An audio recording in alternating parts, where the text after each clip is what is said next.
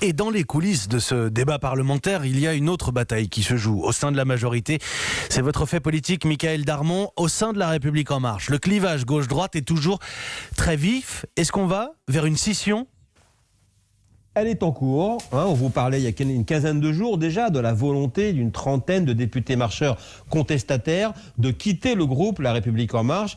On était alors en pleine bataille du 49-3 et l'exécutif, embarrassé, avait demandé aux députés en rupture de repousser leur initiative. Ils avaient obtempéré. Mais le ton est sérieusement remonté ces derniers jours à l'occasion du débat sur l'état d'urgence sanitaire, avec plusieurs passes d'armes entre les députés macronistes venus de la droite et ceux venus du Parti socialiste. C'est la question de la suppression des jours de carence pour les personnels soignants contaminés par le coronavirus qui a mis le feu aux poudres, des jours de carence que le gouvernement, dans un premier temps, avait décidé de maintenir. Les députés rebelles l'ont fait reculer avant que la polémique n'éclate.